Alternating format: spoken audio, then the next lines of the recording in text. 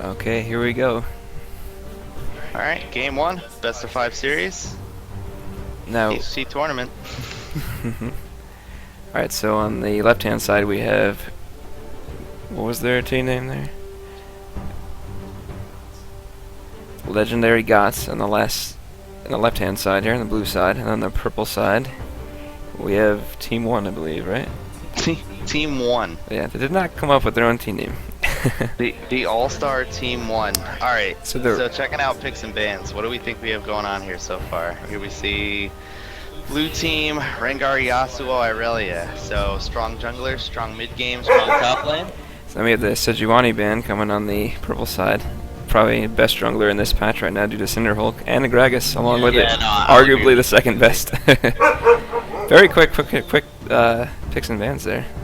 What do you think about the Victor ban? Now, I mean, I think he's very strong mid lane, but I think an Ahri is probably arguably stronger than they're still having that bug, just like in competitive play, where his health bar randomly, and it hasn't been fixed as of yet, so I can understand them banning that, just in case that glitch does happen. So we have Rengar, Yasuo, and Aurelia. They apparently do not want assassins. Okay.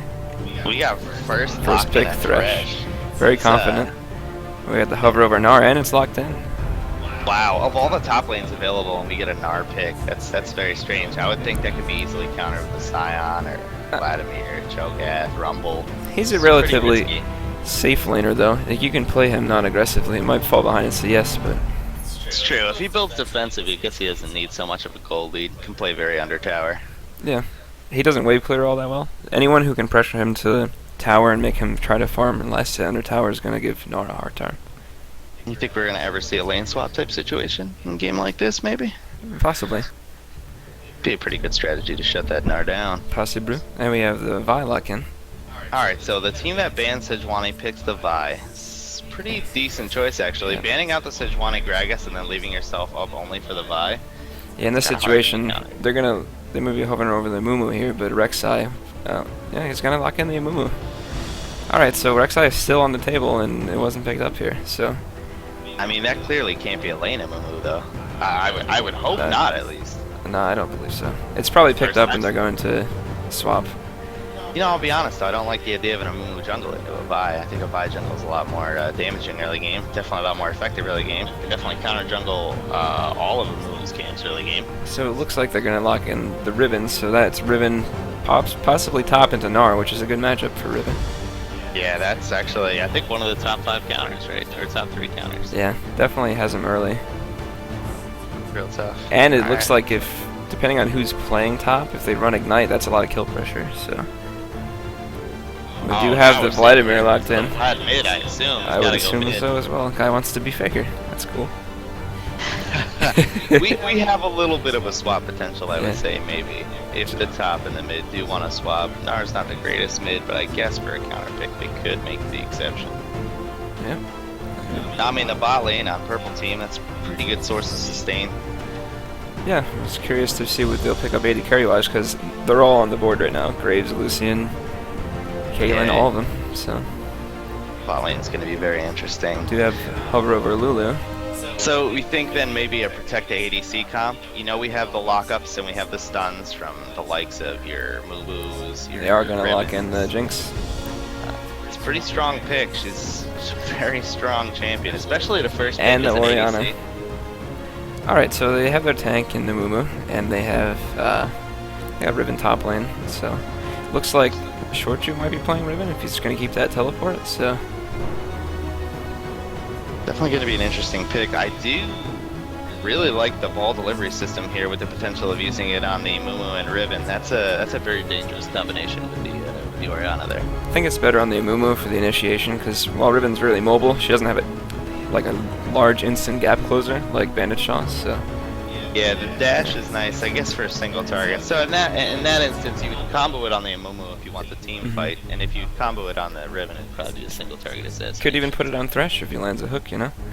Oh, it's not bad at all. Thresh box with the shockwave on top of it, that's recipe for destruction. So I like the Lucian lock in here. They're going to have a lot of pressure with Nami, keeping the sustain up.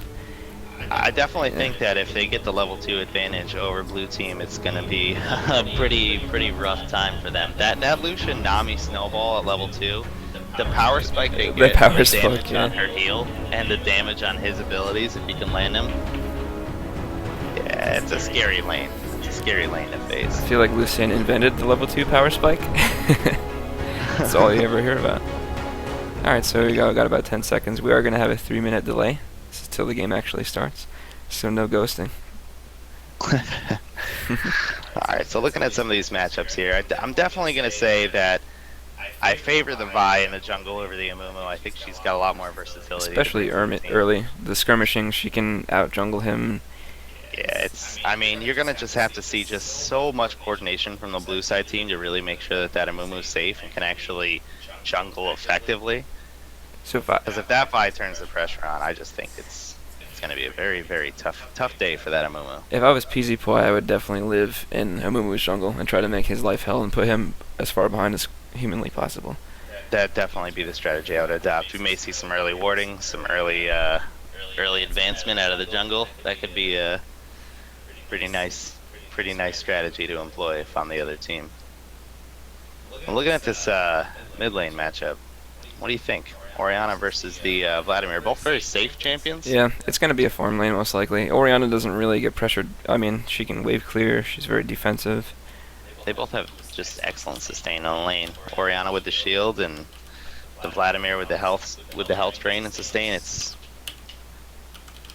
You're right, that's a farm fest, which makes me wonder where we're going to see jungle pressure more. If we're going to see it more in the top lane or in the mid or in the bot.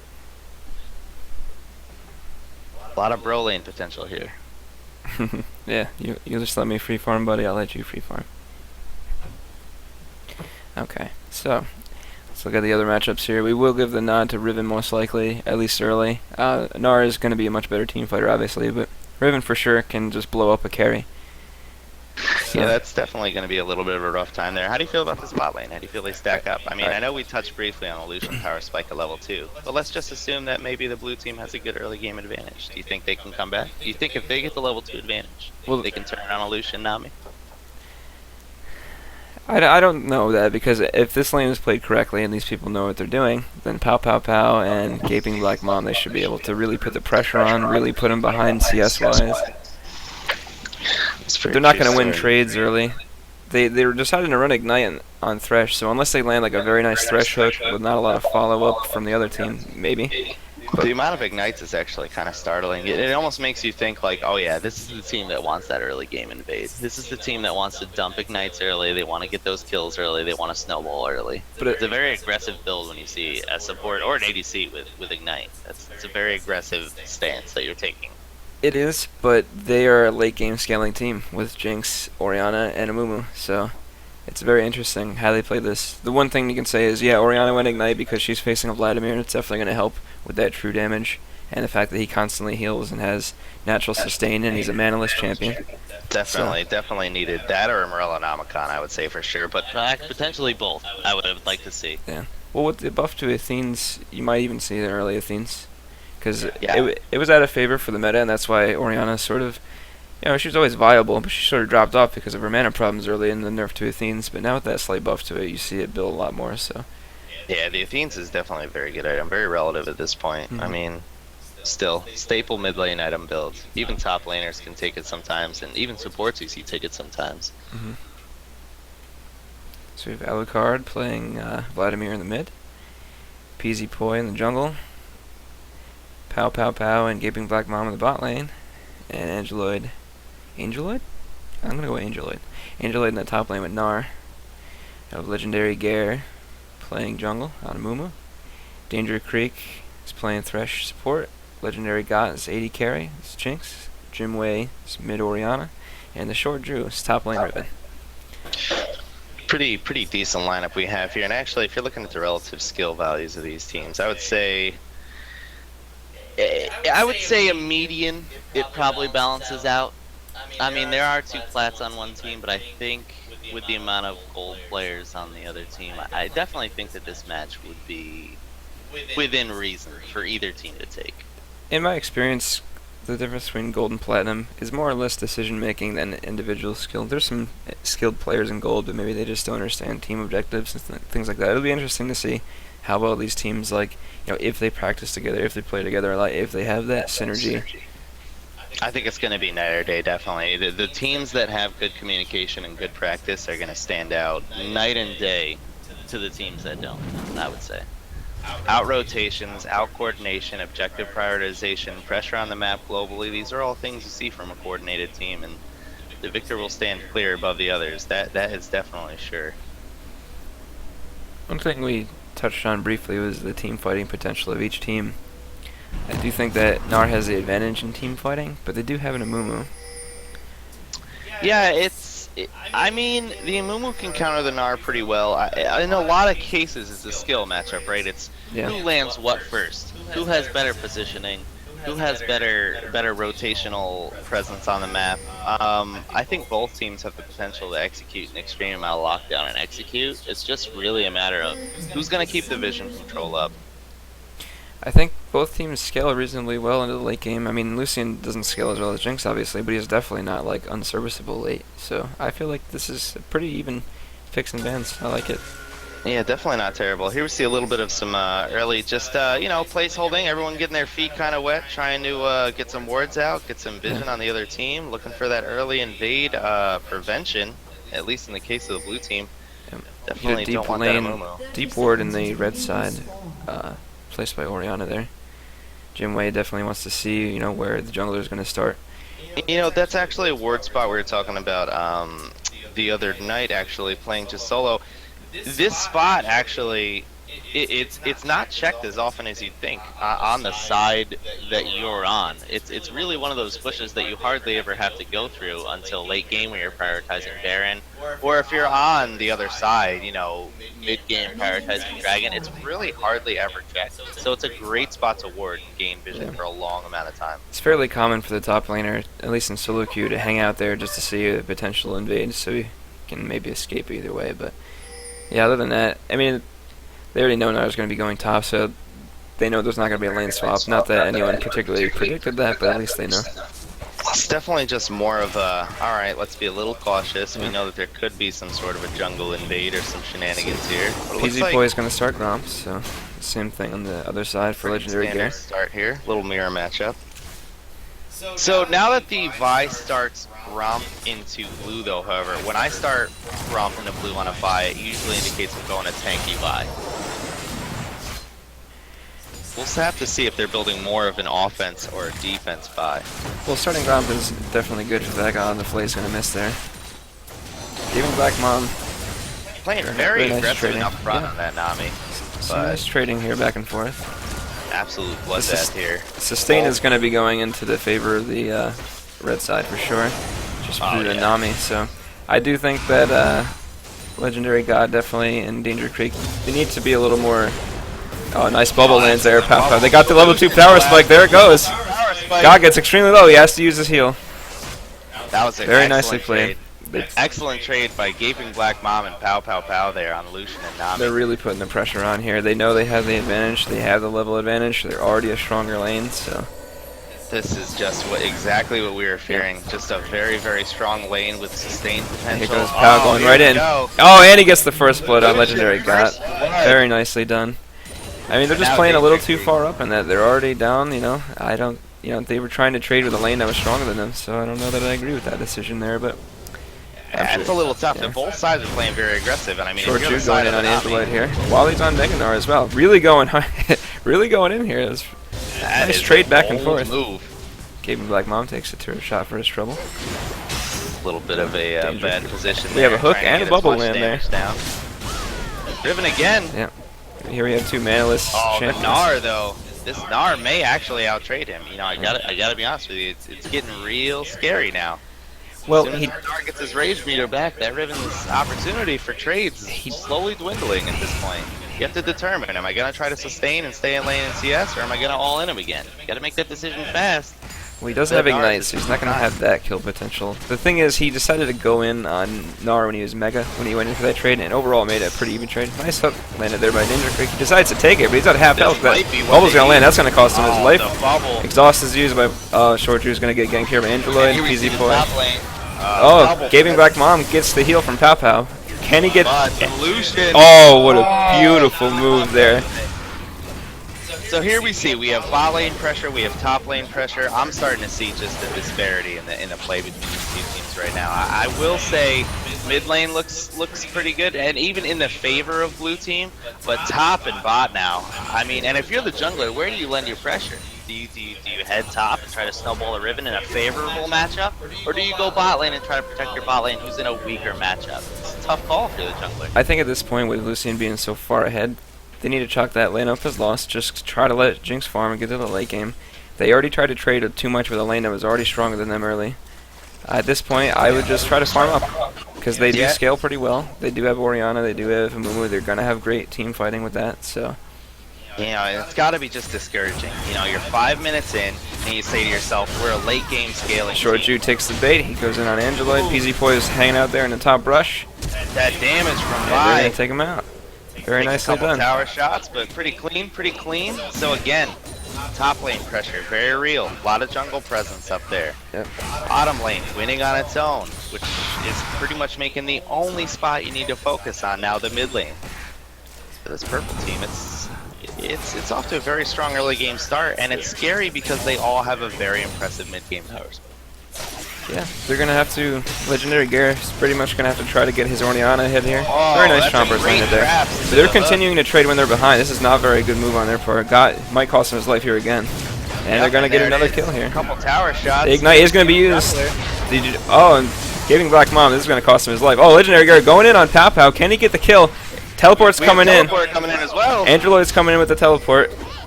He's going to jump here on Legendary Gareth. Danger Creek is still here. He's about to go Meganar. He's probably not going to get out of here. Yeah. Oh, with the nice bandage toss. Will it be enough? Angeloid, nope. It's going to take him out there. Meganar just too mobile. That Amumu has one ability to close the distance. The Gnar, many tools in his kit. Yes. The key factor that could have turned that around possibly is the fact that Short Shoot did not have teleports, so the teleport advantage was in the favor of the purple side. So Danger Creek really trying to pressure, make sure that Angeloid cannot back, try to delay him as much as possible so that Riven can take that tower, starve him a bit. Yep, definitely. Now this is key. While he did get a kill when he came bot lane, Short Jew was able to catch up and farm, only behind by 5 now, getting a lot of damage on tower. We are going to have PZ Poi come up, try to get some Good pressure here. rotation there. Yeah. Definitely trying to protect that tower, make sure it stays up. Yeah, definitely a little bit of advantage given back to the Riven there, but I was... Oh, very nice ulti. In the mid lane, I mean... Maybe a little much. Reaction time, though. He did pretty well there, but Jimway did not have a whole lot of mana to really finish that off. He did have his Ignite, but... You have to question the shockwave usage when you know pool is not on cooldown. Yeah, I would at least wait until maybe you're going to gank from the Amumu, try to set up something more, try to bait it out a little further. Yeah, that is we do have Gaping Black Mom coming up here, potentially for a gank. Oh, they're going to collapse 3 mid. Oh, very nice flash by Jimway. Just got out of that Q Vault Breaker. Very nice. Excellent play by that Orianna, trying to keep herself very safe. Pow Pow going to land about half that culling. God's going to miss the zap in return. And then we have the AD carry solo farming bot lane.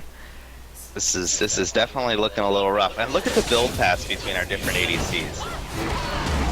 Well, he had no choice but to go Doran's. Rings, or 3 Doran's blades due to the early pressure. That was a nice juke there.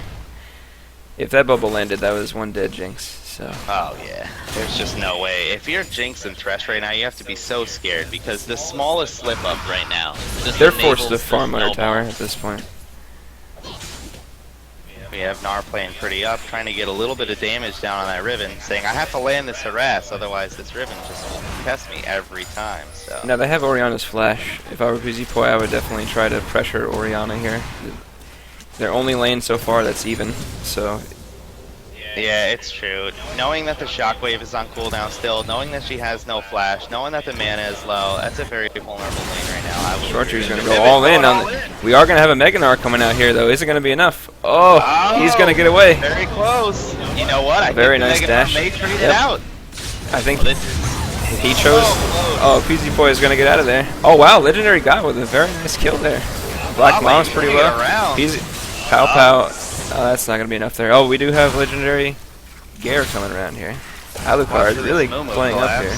Don't think he's in range for a bandage toss. Looks like bot lane's going to escape pretty well. Mid lane, oh, nice hook landed here by Danger Creek. Oh, and he missed the ult! Oh. It's still going to be enough. Very nice done. Nice turnaround. Well, good. not quite shutdown gold at this point, but still, pretty good gold advantage now, or gold differential made up, I'll say, between the Jinx and the Lucian here. So. Definitely needed with a 20 CS lead going over Lucian and those 2 kills. Yeah, I mean, but again, though, just look at the amount of Doran's blades we have here. That's so much gold that they sunk into that build path. You're gonna have to come up so big to make up for that gold difference that you kind of squandered to try to stay relevant. Well, he did get a double kill there. Hopefully he can push this lane out to tower, possibly get back and get a BF sword. What's the gold we're looking at that he has right now?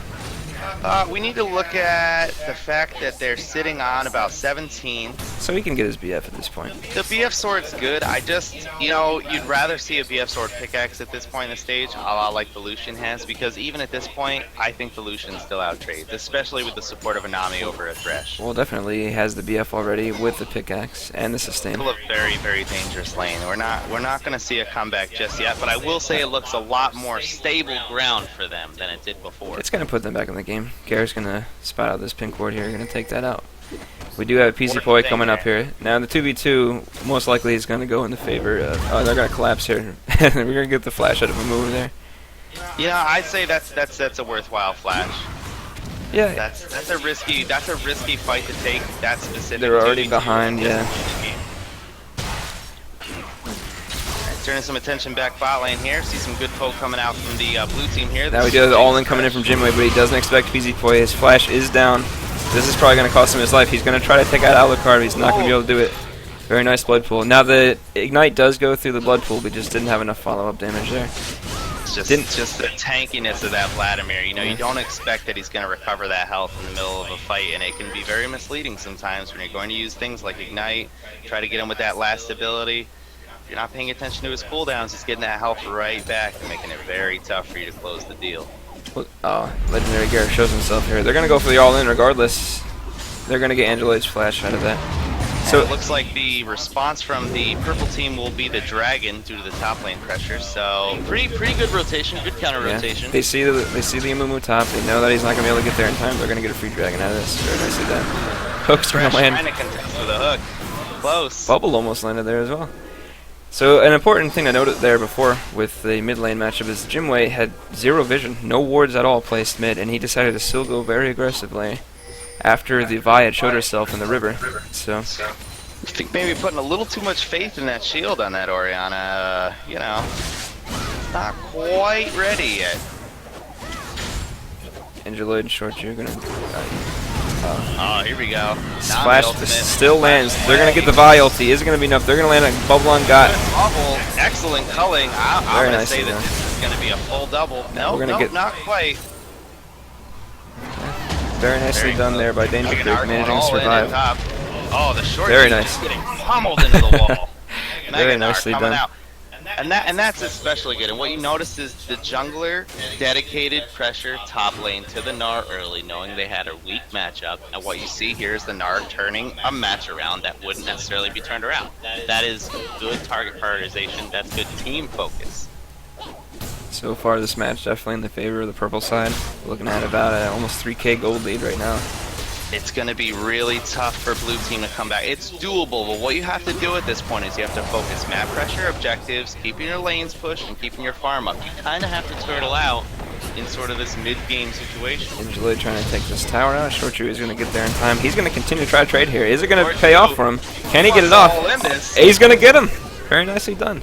We see the Gnar, just a little bit of an overstay on the welcome, wanted Yeah, the tower, but a little bit what? greedy. That's the price you pay. He knows he's ahead. He felt confident that there's nothing that the Riven could have done to him, but you always got to be careful of the all-in potential of Riven. So definitely, and given a kill of this Riven who was previously 0-4, not a smart move. Bubble's gonna land, man. Gaping Black Mom has just been on point with these bubbles all game. They're gonna take out Got yet again.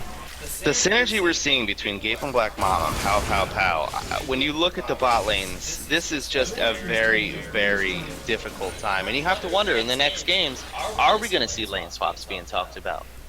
At this point, I see a top lane and a bot lane that are doing a very, very damaging job. Yeah. How do you counter this? Well, we do have the camp, so to speak, because PZ Poi has been top lane quite a few times. He visited mid here and there. Bot here and there. Bot's basically been winning on their own. They haven't really needed a whole lot of help. Basically, each of his lanes, mid have been even. bot was winning, and he can just camp top if he needs to. Short Drew's going to come with a nice roam here in mid. He did get the tower top lane, so it's going to get some pressure on the map, at least for them. Now that Ribbon can kind of roam, hopefully try to get back into this game a little bit. We're getting that mid game, and we're starting to see the rotations, the ward coverage expanding, some towers going down. This is really when you're going to have to see which team is really going to try to push for that victory. This is the time when you start to see the objectives get focused, the team fights get focused. This is where God's going to get hit. go. And the bubble's going to land. Bubble Is it going to be enough? God might get out of there. It might be enough. Oh. It looks like it will It will be. Very nicely done. Wow. And here comes Legendary Gare. He's going to come in. They're going to catch Pow Pow Pow as well. They're getting a little greedy here. They thought they had a catcher. Oh, they might want to back off on this. Angelite Danger Creek with a nice KS. Legendary Gare. Can he get out of here in time? Jimway with a nice ulti. Going to turn it around. PZ4, he's going to get taken out. Angelite is low. He's trying to take out Legendary Gare. They might try to pressure this continue. Oh, Jimway's going to get out of there. Danger Creek, he's pretty low. Fresh Hook is going to miss. Blue side definitely turns that around. That was huge for them. Yeah, that was a very good pickup. That was an extremely good pickup. Very well played. Good rotations on the map. Now we're just looking to see if they can hold this bot lane tower. I think they're going to have to either clear this wave or get out of there. They do have another wave coming. They'll probably be able to hold this off in the meantime. They're really going to try to pressure this turret, get this turret taken out here. Angeloy definitely spending a lot of time out here. They're going to jump in on the Jimway. Oh, very nice to flash out of the Gnar ulti. Very good, very good. Building's going to hit here. Angeloid. Oh, stun's going to miss. Shortju trying to create pressure here. Very nice lantern. Mid lane here. So they're still going to get this tower. Jimway probably overstayed his welcome a little bit there. Should have known that there was another wave coming. They had two guys there. He's the only one defending. Probably could have surrendered the tower without the need of his flash, but we're going to have Pow Pow Pow and Gaping Black Mom pressure mid here. Now Bubble's landing all day. Short Jew, not enough collapse from Illusion though. They're definitely focusing the objectives. We're starting to see a global shift in perspective here. Not so much about the kills. Let's focus the dragons, let's focus the towers, let's focus the rotations. It's a good mindset to have. That's how you win the games, not just the kills. Gare's going to get the red buff here. Very dangerous for God. I will tell you right now, you are out in a world of hurt. Yeah, very overextended on an immobile champion. Bubble lands yet again. This is 2v1. He's going to try to take out Black Mom before he gets taken out, but definitely overextended. No tower to fall back to. No vision. You have to question that. You have to question playing that up front. Well, they had vision of the river, but he was so extended with no tower to fall back on that they could have easily been collapsed on. It's not like they were pressuring another spot on the map. Danger Creek, very nicely done. But he can just blood pool out of there. He does take a good chunk, but let's see if he can make the full escape here. Gnar tries to re-engage, doesn't quite make it up. Looks like they're just going to cleanly walk out of this one. Lucian put a little pressure bot, so that wave's going. Riven returning to top to clean that up, and looks like the rest of blue team hovering around mid lane dragon area. You have about 9 seconds before dragon's up. Both teams are looking to contest this. Shortju is top lane. He does have his teleport up. We do have 5 men by dragon. He could teleport in if needed. I will say the pressure is on the blue side to make this work. You know, you have the red team who can definitely, or you have the purple team who can definitely take this dragon without any issue, without the Riven teleporting in. Oh, the movement's going to come in. He's going to steal the dragon. Shockwave's going to land, and they're going to get Gare out of there. Beautiful play. They get the dragon. Oh, my God. That was beautifully planned. Brilliant. I will say that is an amazing way. Let the enemy team do all the work for you, and then reap the benefits. That was unbelievable coordination there. That was excellent play by blue side. That's going to put them back in this game for sure. And look at the map push. You have Riven top this whole time. You had Jinx push the wave bottom. Yeah. This blue side team says, you know what? We're going to put the pressure on you. You're going to take our mid. We're going to put the pressure on you too. A good response. At this point in the game, these are the things you have to start. Legendary Gare, he's going to land a 3-man ulti. Chomper's going to come down. They really need to stop focusing on the support here and go for the carries. Not sure where God was going there. Looks like they're still going to get them. Huge. Looks like the Vladimir will make it out. Alucard on that Vladimir. Definitely a very slippery champion. Well, definitely able in to that get fight, out God there. should have certainly prioritized the carries. He was trying to kill Black Mom there. Not sure he was getting out of that, but I mean, still in their favor. They still got 2 kills, so. Black Bomb's definitely dangerous. Danger enough to prioritize on a team fight? I don't know about Alucard that. taking a lot of damage here. He's going to have to back Jimway as well. They're going to back up here. So it was a nice little turnaround. They got their tower. They got 2 kills for it. Shortjo had a lot of pressure that entire time in the top lane. Still has his teleport up. Game definitely starting to even out. We have a dragon on both sides. The gold lead's a little over 1,000 gold. About 2,000 gold, actually. The thing of note with the blue side's team, they have a tremendous amount of AoE damage. You know, they have the Orianna ulti, they have the Mumu ulti, they have a lot of lockdown CC in general. The scary part of that team, you're right, is the combination.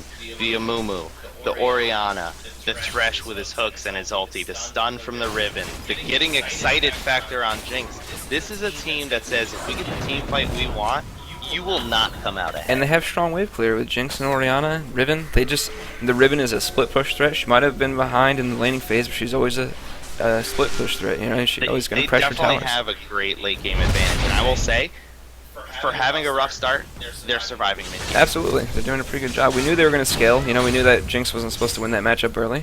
Seems like they're doing the right things to get back in this game. Angelo is going to take 2 shower shots for his trouble there. Land some trading on short Jew. Angela definitely wants that tower. Says, you know what, it's time. It's time we take this tower. We need to get this top lane under control. So I think that's where a lot of that focus is going to be. We haven't touched too much on the item builds here. It looks like Riven has built up a Brutalizer, which is interesting because Black Cleaver no longer builds that Brutalizer. We are going to have short Jew trying to go for an all-in here, but he's not going to be able to get Angelo in time. Misses the stun. The ulti's not going to be able to do anything. So yeah, that's a little bit of a waste. Jimway might be caught out here. PZ Boy coming in. Did not, did not expect a 4-man. They have absolute zero vision in the bottom jungle side. That is just key at this point. I mean, it's mid-game. You know people are roaming around as teams. You know you're contesting objectives. You know it's team fight time. You have to have the wards up. Ginger Creek's going to land a hook here. They're going to be able to get this tower. It's 4v2, and they're not going to be able to contest this. They're going to have to just surrender it. That's a big deal. They don't have any. They finally placed some wards just now, but being so blind in there, Jimway definitely should have played that a little bit safer. And Riven had to back top as well, giving Gnar that tower. I mean, we're seeing a global pressure. A lot of map pressure here on the red side. Hook's going to land on Alucard. Not going to have a whole lot of follow-up. Yeah, just the Mumu there. But it's good to let them know, like, hey, we know you're there. Yeah, we're really. That was a blind hook as well. There was no vision there. Pretty good on a lead, on a guessing lead. Yeah. Alright, so pressure now being turned towards the mid lane. I would say if they commit to this, they could. Alucard gets hooked again. Another good hook there on the Alucard. Nice ulti coming in here. Legendary Garrett's going to come in. Oh, they're going to land a nice. Oh, Tidal Wave is going to hit it. Legendary Garrett gets the nice stun there. They're not going to have. Oh, Alucard's so low. They're going to get the Summoner heal. Hook's going to land on Alucard. He's so low. The sustain is real. Shortju coming in. They're trying to clean up. Oh, and they're not going to get out of there in time. Oh, Angelo gonna get the ulti, but it's only gonna hit on Thresh. Is it gonna be enough? That's gonna take him out. Orianna's gonna take out PZ Boy for his trouble. Lucian, another kill on very low on both sides. Legendary Gots, full health. Doesn't have his ulti up, however. They're gonna want to back up. They don't want to deal with Jinx with their health bars being so low with the AoE rockets. Team so weak, but such an explosive fight, and they came out ahead of that just by one player. Such a convoluted fight, so much damage going down to both teams. Shortju was so close to killing about 3 members of the purple side, and that was a tremendously close team fight considering how far ahead they are in gold right now. PZ Boy trying to take the red buff. He's going to get it in time. That's not going to take him out. I guess that Doran's blade has just enough lifesteal for him. Legendary God going to get this tower and contest it. They're not going to be able to rotate in time. Although still though, we're looking at it. Okay, so at this point, finally, 23 minutes in, mid-game tower falls for this purple side team. It's good, but at this point, it needed to happen earlier. At this point, you're just clawing your way back. Well, they've been behind. They've been playing from behind. They've done a pretty good job to put themselves back into it. They have the good team fight. It's obviously not like they are so far behind where it's uncontestable, you know. Now they're going to have to turtle up. Now they have all their outers are gone. 2 of their inners are still back up. There's just so much rotation pressure available by the purple team, especially because we're seeing such a strong vision presence, that if you're blue side right now, this is exactly what I want to see. I want to see pink ward sweeps. I want to see wards. I want to see people roaming around as a group, getting that vision back, taking control of your areas, trying to contest objectives. Yeah, well, now we have 10 seconds to drag until it spawns. Shortju's going to pressure the mid lane. He is nearby. Does have teleport up if it's needed.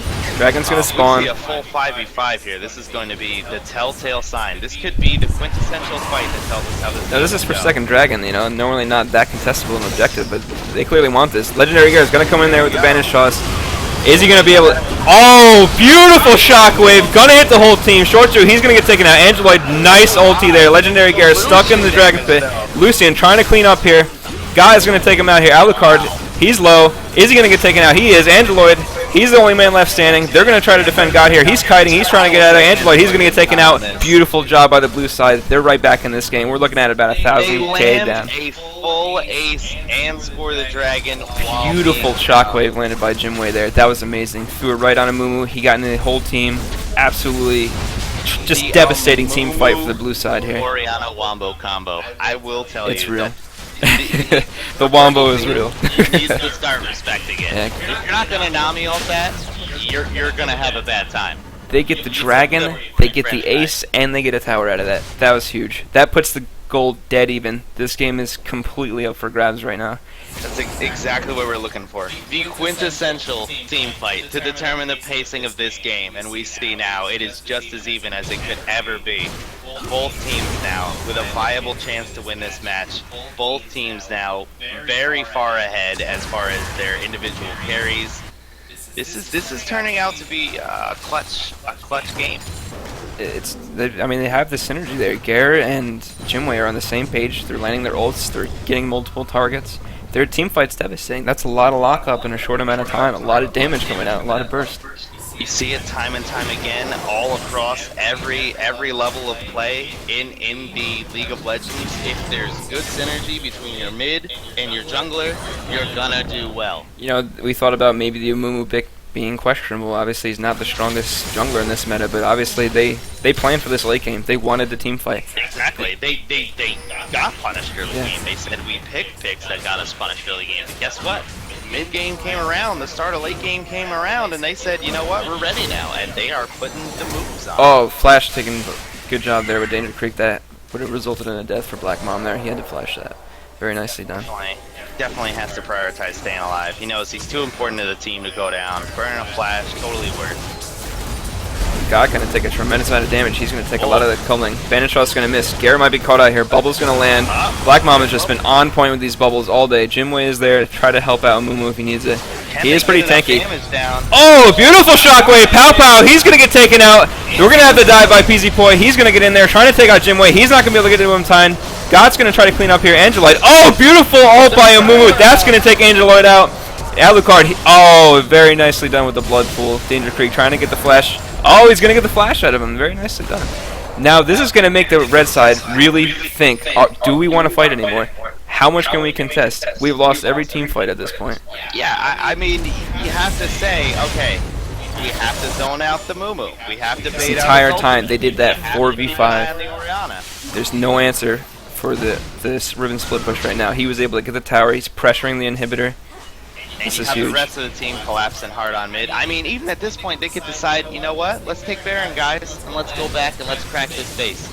This is the gates have been opened by the underdog team. This is as hype as you get. You got to think maybe the red side here is maybe they're a little frustrated right now. They had their early lead. Seems like they didn't do a whole lot with it. They got a few towers early, but they don't have the dive potential under tower. You think they would with Vi and Gnar, but it just seems like there's too much AoE lockdown for the Amumu and the Oriana. They have the dive potential, they lack the CC potential. I think that's definitely what it comes down to. When you look at the chain CCs available on the blue side team, I mean, you just can't stand up to it. Yeah, I mean, everyone on their team has some sort of crowd control. Like, Riven has the least, but she still definitely can lock down a target. Has a lot of damage. You almost have to bait out a chase from the blue team, disengage with a good Nami ult, and then try to re-engage with a Gnar ultimate, and just hope that you can beat them when their cooldowns are off. Because if they go into this together with cooldowns up for both teams, it's going to the Amumu and the Oriana every time, as we've seen the past two team fights. You really need to think about your positioning, where you fight, and how you fight, and enemy team cooldown if I'm purple side. This is a dangerous situation they find themselves in. And I'm really enjoying this Oriana play. You know, I'm a big fan of Oriana myself. I think Jimway's doing a great job. Definitely saving his ults for the right moments. I'll agree. While the early game looked a little rough for him, giving up that early death, I will say they kept farm fantastic, and the plays that have come in since, this is someone that I say we can't let them have Oriana next. Yeah, I'm not letting. If I'm the red side, I'm not letting Jimway have Oriana. That's a ban for me. They have an ult coming in on the support there. PZ Boy thinking he's catching it. Oh, Oh, beautiful four-man ult landing in there by Legendary Gare. PZ Boy, he's low. He's gonna get out of there. Oh, Short Drew's gonna come in. They're gonna give up. They're gonna let Shockwave comes in. Alucard trying to get away. Angelo, he's low. He's gonna get taken out. Gaben Black Mom, he's gonna take it out. We're gonna have a clean ace here.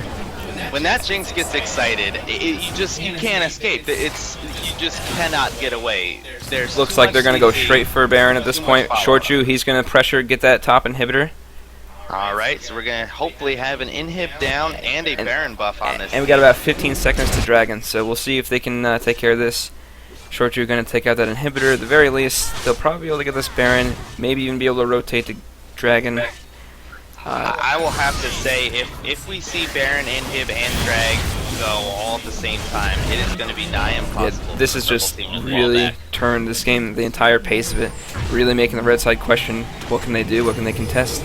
Now and you're right, they have to be frustrated. Yeah. You take an early game lead and you say we did everything right, we did exactly what we had to do, and it just didn't work for us. You definitely have to be on tilt at this point. You have to be thinking, all right, what did we do wrong? Short Drew gonna take the red buff. Yeah, they might be playing a little tilted at this point because they knew they had a lead and they didn't do a whole lot with it.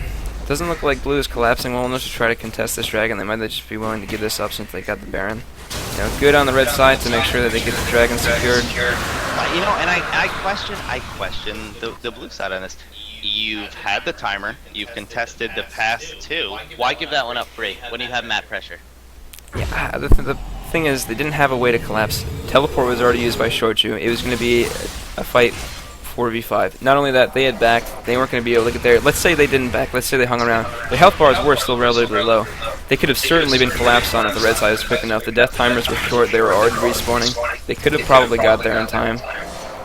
I don't think giving up the second Dragon is that big a deal. The buff that it gives you. It's not a big deal. I guess I question it in the overall game. It's like, so if you're not pushing lanes and you're not contesting objectives at the moment, it's wasted time. And it's even those brief minutes of wasted time that allow other teams to get a foothold. You know what I mean? No. Looking at the purple team, maybe they had one moment like that earlier, and that's what turned the fight into game. It could be any of these situations. Looks like we got a gank push set up here. We're gonna have Short Drew try to pressure, get some of the bot lane. The split push is real. This Riven is definitely back in the game. He's got his team on. With top doing its own thing and mid looking relatively safe, they're gonna put the pressure bot lane, and they're gonna have the rest of the team for the They have rotation. the Baron buff. There's no vision. We're looking at something there's very a ward. sneaky. All right, everyone's spotted out by that ward. Good ward there by the purple team. Definitely They necessary. do have the Baron buff cannon minion. He's going to be taking shots at that tower, so Art's rotating down. Looks like he's they're going to have to surrender this tower. They're not going to be able to contest this. They're getting a little too close as it is. Hook would have landed. Very nice. Some nice, forcing the pool out. yeah, nice sanguine pools coming out from Alucard there. Yeah, actually, reaction time is very, very good. Kept him safe more times than he should have. Actually, I thought he was dead right a couple times. He made it out, skin of his teeth. Siege is real, and all they have to do is keep that cannon minion up. I feel like overall the wave clear not that strong on the red side here. We do have the E's coming out from Vi, and some decent wave clear from Lucian as well. But it's just not going to be enough here with all these Baron buff minions. Another on-point bubble from Black Mom. He's definitely tried his heart out this aim. Legendary Garrett, he's going to come in here. This is probably going to cost PZ Boy his life. They hung around a little too long. A lot of damage. Vi going down, it looks like. The Jinx now excited. The team fight and the inhibitor. Got kind of a little too greedy there. He probably kind of took out the inhibitor. But that's okay. That's when you say to He yourself, says, no ward, you need to die. I'm excited, there's the enemy team, that's where I'm going. And the towers. They're just going to shred through these towers. This is very nicely done here by the blue side. Coming back into this game. It looked grim for a little while. Nice shockwave coming in. They're going to take him out. Alucard's going to go down. Angeloid goes down. Hook comes in. And they just made a statement with this game. I will say, they said, we picked what we wanted, we played what we wanted, and even though you had a stronger idea and setup, we were going to carry our way out of it. And that's exactly what they did. They had a great team fight. What can you say? It's very nicely played by the blue side. Combos. That's definitely one of those things. You can't allow the Oriana Mumu synergy, and well, you certainly can't allow the Oriana to happen again.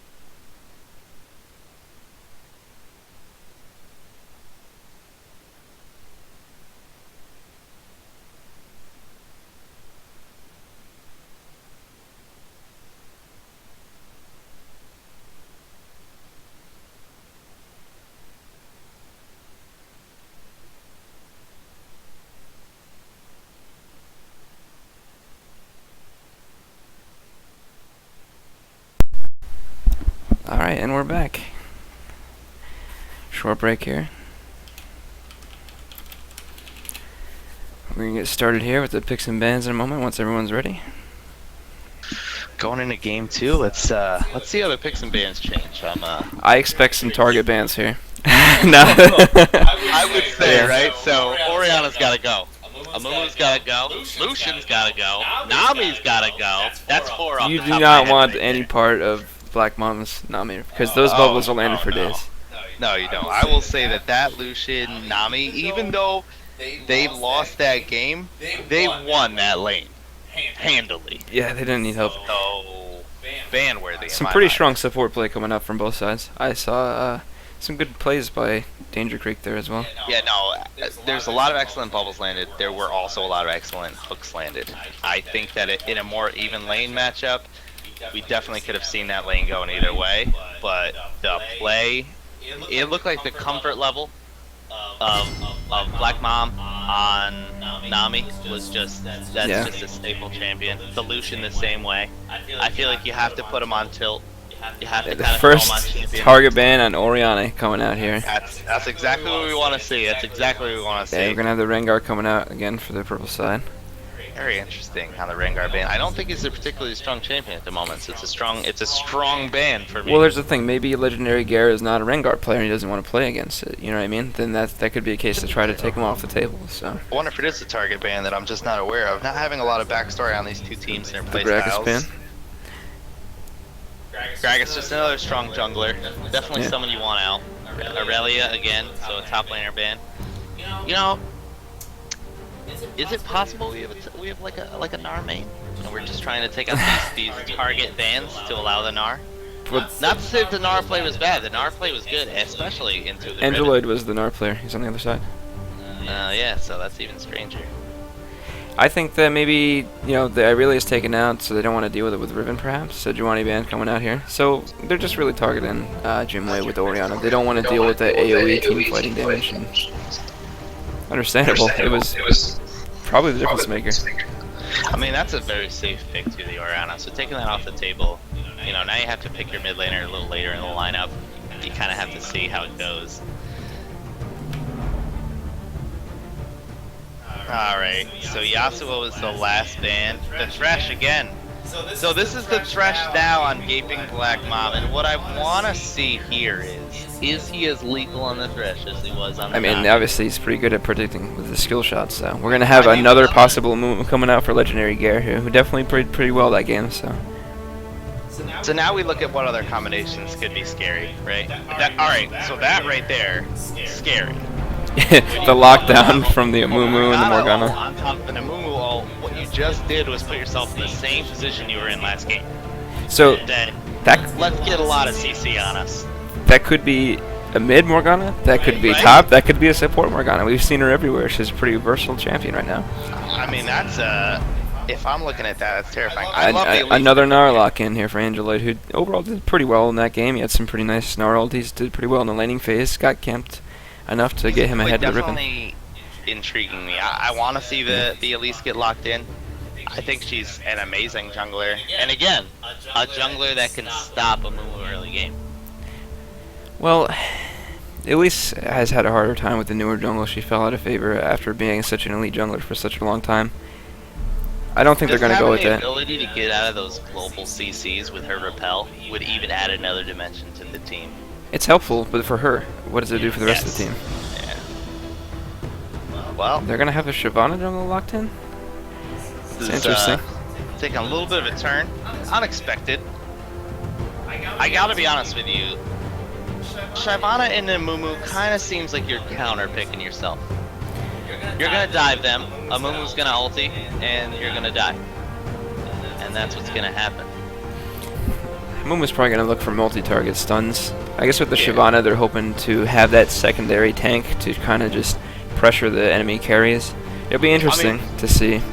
When you look at the backline dive potential with the Shyvana Gnar, it's good. But when you look at the disengage and lockdown potential of the Amumu and Morgana, I'm not comfortable putting my eggs in that basket. I'd like to see Jinwei pull out a Lulu here. I feel like he seems like a very strong utility-based mid laner. I mean, I know it's only been one game, but I liked his play style on Orianna. I thought he was definitely the MVP for game 1. So what do you want to see for an ADC on the purple team? Because that to me is as close to a protect ADC comp as you can get. So what I see from Got is maybe not the strongest laning phase, not knowing when to trade that much, but overall he did a pretty good job on the Jinx and the team fights. A couple times his targets maybe not the best who he could have chose, but he cleaned up very well, turned the game around completely.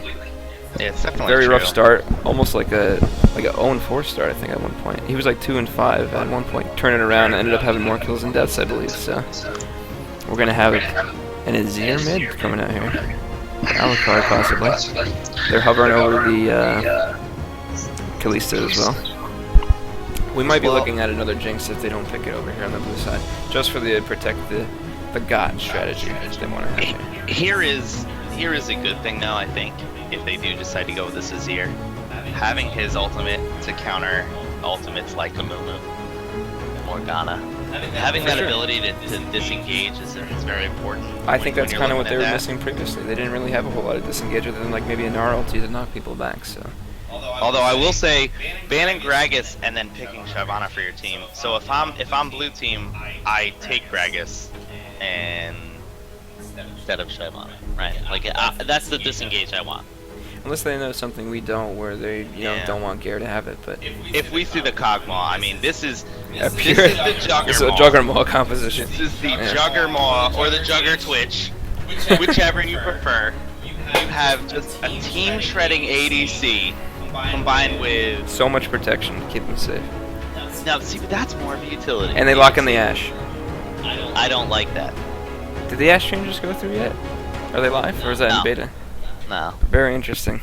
So you take utility. Yeah, they went for pure crowd control. The ADC comp. Please run an ADC that's worthy of that. All right. I want to see a Vayne. I want to see a Kog'Maw. I want to see Twitches. You want to see ADCs that don't do well usually. Now you did pick an ADC that doesn't do well. You picked Ashe. She doesn't do well even with this comp. But protect the Ashe really just means you land more slows? Well, she certainly has a lot of crowd control, and she does scale well. It's just she's so immobile, so easy to lock down. I don't know. I mean, you're looking at an Ashe into a Kalista Thresh lane. That has so much potential. So much mobility compared to no mobility. You are facing... I mean, I just don't see. I don't see the particular logic in that pick. I mean, maybe it'll surprise us. Maybe Got's favorite champion is Ashe, and he's a monster, and he's going to prove us wrong. We never know. I mean, he could go 5-0 within the first 10 minutes, and I may eat my words. You never know. That being said, I just don't think that I will ever see Pow Pow Pow and Keeping Black Mom let an Ashe lane. Yeah. 5-0 them. I don't see that happening. Yeah, I agree with the amount of pressure that they put on them before, and the fact that Got and Danger Creek continue to try to trade with a lane who's stronger than them. I would say there would have to be some type of Stephen Hawking quantum shift if this is to work. We were gonna have to see a very different bot lane, a very different play style. Because if it's played anything like what we saw last game, you just pretty much made yourself the smallest kid on the playground, and you're waiting for the bully. One thing we haven't talked about the matchup wise is Azir into Lulu. Now I think Lulu yet again another safe mid laner, doesn't really have to play too crazy. I think Lulu's poke far outweighs the Azir poke. That being said, the Azir may have a little more outplay potential, 1v1. The Lulu obviously brings more of a team presence. Yeah, she's utility based, which seems to be what Jim White prefers here. It'll be interesting. If you're looking at who's going to do more damage and who's going to be more of the bully in lane, honestly my money goes towards the Lulu.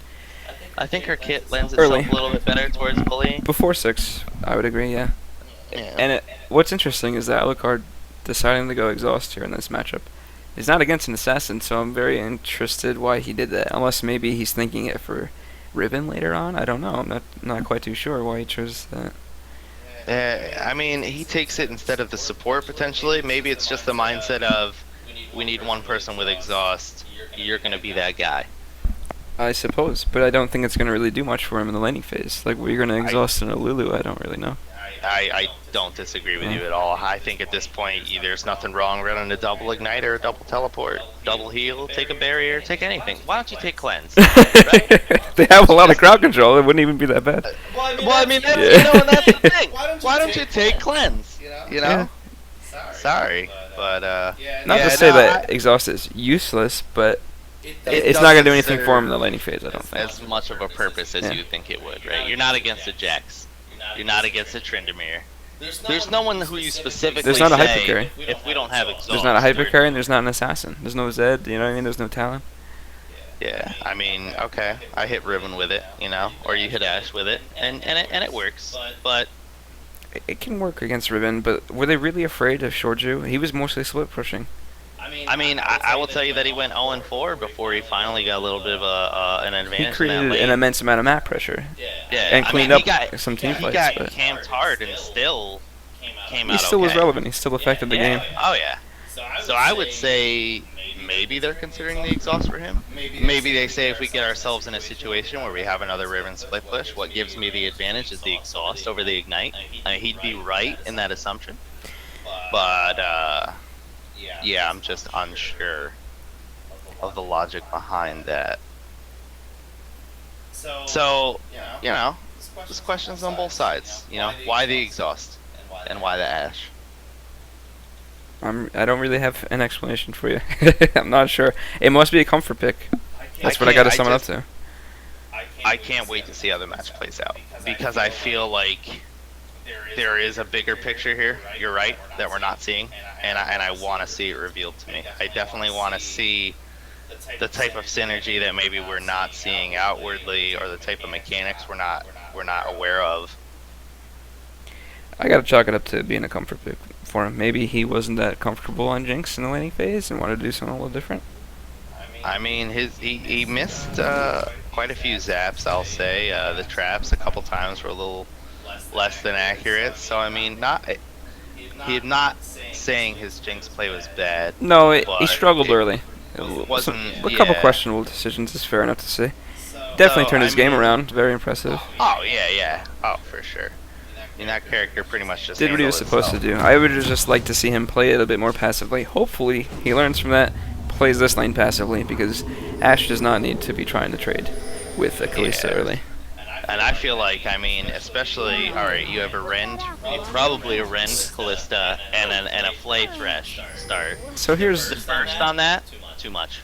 The damage on that's too much. maybe he's thinking Ashe for the fact that he wants to try to keep that Kalista slowed and stationary and just try to keep her from bouncing all around the entire battlefield. Like, that's very possible. I mean, when you have a target that's hard to hit because she's bouncing around all the time, throw your volley. Yeah, Ashe is a good call. Ashe's strategy is, I don't know if I can hit you, so I'm going to just throw things everywhere. I would have really liked to, if it wasn't banned out, Sejuani would have been probably a really good option here for the blue side. I'm not sure if Garrett plays that, but he obviously likes the Amumu. 30 seconds. We got a good, well, I mean, I've said time and time again, Amumu is just So they're going to try some. Even if you're not playing in bronze, Amumu just has the They did not expect this invade. Garrett, this might cost him his life. Binding is going to land. This is what I thought was going to happen in the first game. This is what you need to do against an Ren Amumu comes out. jungle. You need to punish it early. He has no presence early game. You shut him down early, you stop him from becoming relevant, and you don't let him play the game he wants to play. This is exactly what we need to see here. So no summoner's burned, there's no deep vision either, so Amumu was probably going to be able to just recover, come back, and get his buff just as normal. It's not a whole lot gained there, just like... Slight delay, I would say. Yeah. He'll make it there right about the time it spawns, maybe a second or two late. It might delay bot lane Nah, slightly. he'll be there in plenty of time. He'll be good. It didn't really affect much. They were hoping maybe to burn a summoner out of that, I guess. But Yeah, potentially. Let's see. We're gonna see Grom spawns just now, Animu just now reaching it. So yeah, slight delay there. A little bit of a speed advantage to the Shyvana on Krugs, but other than that, not too impactful. Yeah. But I like the idea of putting pressure. That's a big mental game. Now the Amumu's thinking, well, did they hit my red? We don't have a ward over there. Are they gonna try to counter jungle me more? Interestingly enough, neither side really warded there. I'm hoping to see God get better at dodging these skill shots a little bit. Now, did they ban out the Nami? They did not, did they? No, they didn't ban the Nami. That was the other interesting factor. Was that he chose the Thresh instead of the Play Nami comes in after here. doing amazing Black on Mom's the gonna Nami. take some damage for his trouble there. He's gonna eat a pot. For a It's all biscuit. about the synergy here between the Thresh and the Kalista. They picked this lane because they like the synergy between those two. Jinwei gonna eat some zero autos there. Actually, very nice impressive. binding.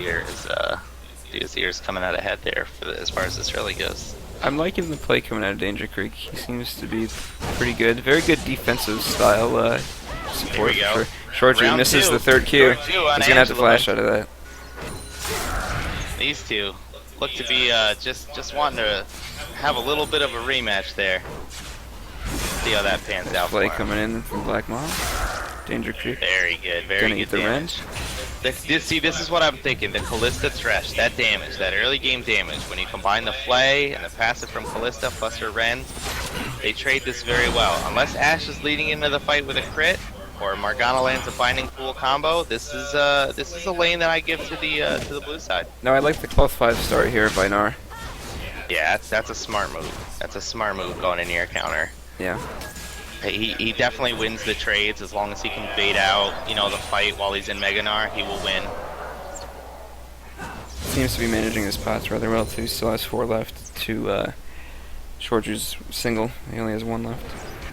Yeah, bot lane pretty even on CS.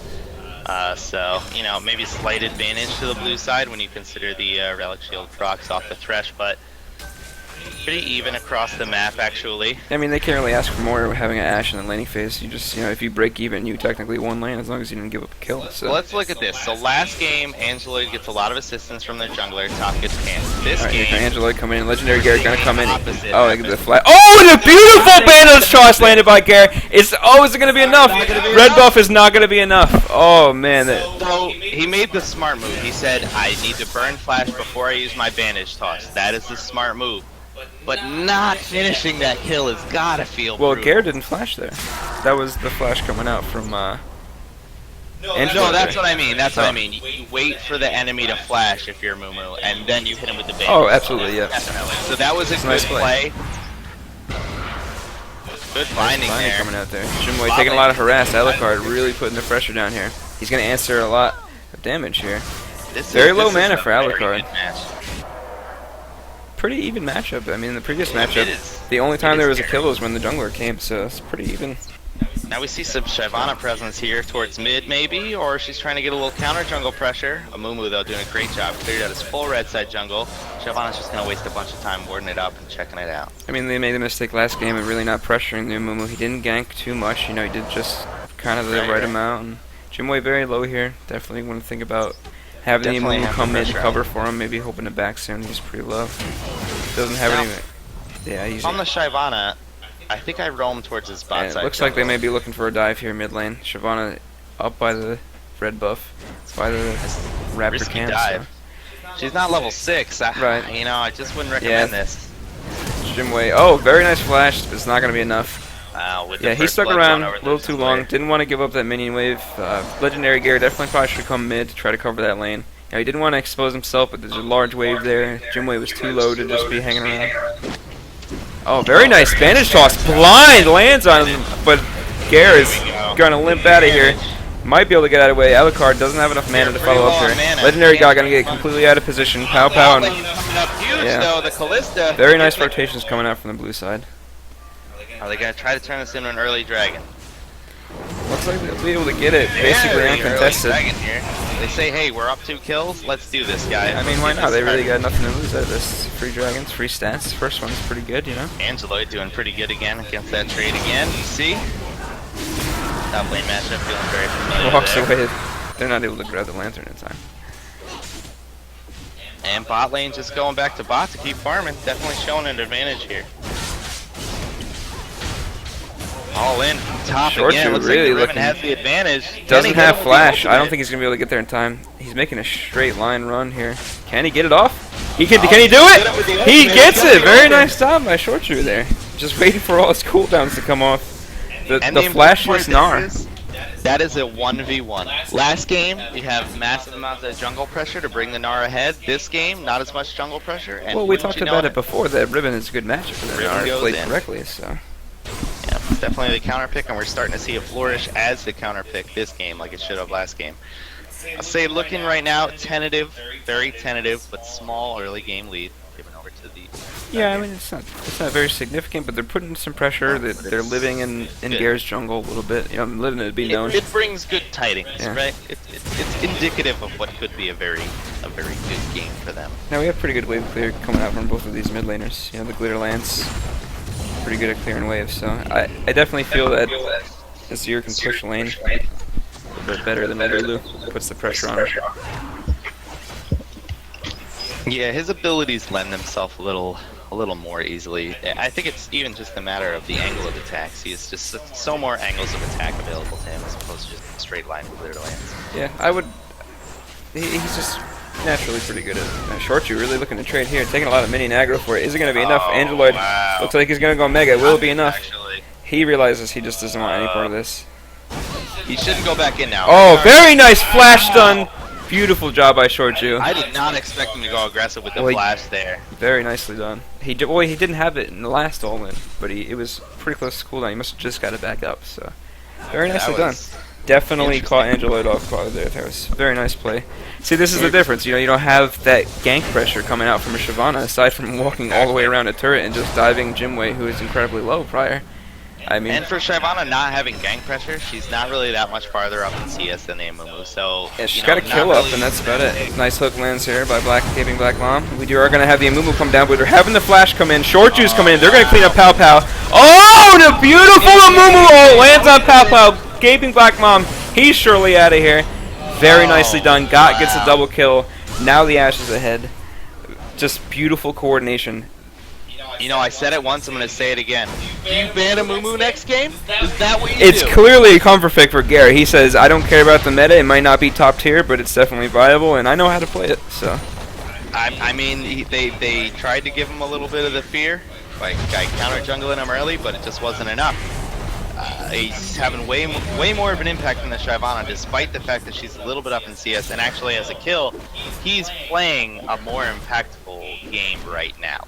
well, I mean, Amumu is pretty effective jungler considering he can lend the advantage to us. So, Jimwei is going to eat some Definitely, harass straight here. When you look at the fact of his kit versus the Shyvana kit, her There- engage is really just the ulti. He's got many more tools available. And it's mostly in for when you have team fights in 5v5s. Like then you can kind of disrupt things a little bit. But as far as like ganking, if you don't have your rage up and your ult, I don't know. I'm not really a big fan of the Shyvana jungle. Not very good at ganking. Angeloid is really playing overextended. Again. And that's all he needs. He says, you know what, I'm going to slap you up a little bit, you know, rough Yeah, you he's up. getting a lot smarter with his trades. I like that. He says, I'm going to give you a couple bruises, you know. He knows there's no He jungle just- pressure coming out either from PZ Boy. So Yeah, jungle's, at this point, just a lost thing.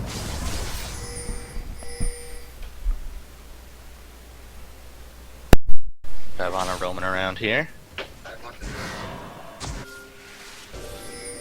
Here we see a pretty good roam mid lane.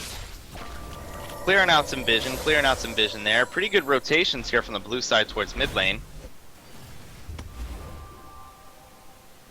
The Mumu trying to get his sweep. Clearing out that vision in their jungle. It's pretty good considering all the attention being paid to mid lane right now. Are we gonna see the dive here? The hook comes out, barely misses. Excellent attempt though. Mid lane. Shortju coming in with another, but he did not have the tri-board. Forcing the flash off PZ Angelo. Boy's gonna miss the ulti, but it still should be enough. Shortju trying to come in here. He's gonna take out Angeloid. He's probably gonna cost him a life, but he won for ones. Definitely worth. He might actually. Nope, No, not gonna. too much AoE fire damage coming out from that dragon, but Played his heart you know, out in a there. 2v1 to come out with a kill is pretty good. Pow Pow gonna get hit with the binding, and oh man, and they're gonna stand on top of the lantern. Very nicely done there. Blue team is just so coordinated. Second too late. Oh, that could have saved him. I think if it was just a minute earlier. Well, the red team did the right thing by standing on the lantern. He couldn't click on it. There was just so much lockdown coming out from this red side. It's just again, you just let him get this CC Do combos, and for you as get the much top as I tower didn't out approve for the PZ Ashe Poi takes out top lane turret, so they're gonna have a little bit of map pressure there at least. But they're pressuring this mid. They have the wave clear from this Azir, but I mean, they're not afraid at this point. Gare's gonna get a lot of turret aggro here, maybe a little bit too aggressive. They're gonna take out Gaping Black Mom though. Danger Creek, he's pretty low. He's gonna take tower aggro. I think they got a little bit greedy here. Jimwei, he's pretty low. Angelo Will be enough. back up. Oh, he's gonna get taken out here. Kenny take out. Going to be the triple. They did a nice play there. But they got a little too ahead of themselves diving that. So now it's scary. Now it's scary. You got shutdown gold on someone you don't want shutdown gold to go to. You turned a big fight around. You did lose mid tower, so that's a little unfortunate. But they're putting their foot down at this point, saying we are not going to get bullied anymore. We're going to show you how we can fight it out. We're going to come back. We're going to take a dragon. We're going to do what we have to do to get in this game. Well, they did the right thing. They took advantage of a team that did the right thing, got an advantage, but they pressed it too much. Yep, exactly. They said, this is the objective we want. I don't know that I would have dived that hard. The Amumu was very deep without enough support. Nice binding landed by Danger Creek. Died immediately to the tower. PZ Boy does not want to 1v1 Danger Creek.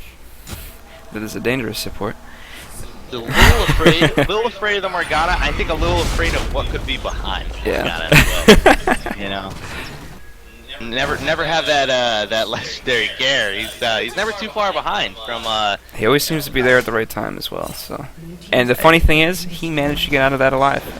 Yeah, amazingly. So the disengage usage of his ultimate, a lot of Amumus would think to not do that. Agent 004, Definitely, it's the right strategy. You can use it like. Oh, nice flash play coming out from Gaping Mom. He's gonna get got. Is it gonna be enough though? God is just. Oh man, he's taking a lot of damage. Pam. Almost. Oh, and of course, Gare coming up right when it matters. He's gonna come in here. Can he clean up Pow Pow? A lot of mobility on this Amumu. Binding's gonna land. Beautiful job by Danger Creek. And they This is on point. We're gonna have Alucard try to come in there. Danger Creek's really trying to come in here. Nice. Creek might be Gaping doomed Black now. Mom's gonna get hit. Very nice. Is he gonna burn a flash? No. Very nice roam there by Alucard. Looks like Jim Way taking advantage of the mid lane roam though, saying I'm gonna pressure the mid lane. We have Gnar rotating down from top to mid as well. Kinda giving the lane up to the Riven, but let's be honest, the Gnar got his tower, so he can't afford to roam down. Jimway is definitely pressuring mid. We're gonna have Angeloid come down, try to relieve some of this pressure, clean up this wave. So Jimway did the right thing, pressuring mid, getting some damage on the tower. Overall, some nice plays coming out from the red side here, but a little bit sloppy at times, a little overstaying a little bit in the mid there, trying to overcommit to fights, diving a little bit when maybe they didn't have the health for it. Very close though, I'll say. This game a lot closer than the last game we saw. For sure. Have everyone pulling their own weight, everyone making smart rotations, everyone making great plays. This is a close make. What it's really going to come down to is, who scales better, who has the better team comp. And again, I really am leaning towards the purple side team here. For scaling? I think just as far as the team comp wise. Yeah, they have the crowd control advantage. Having that crowd control buff set up, you know what I mean? That protect whoever we need to, stun whoever we need to stop, is just a really strong pouring a lot of resources in this bot lane, and does not look like the red side really has any answer. Are they going to have the teleport come down here?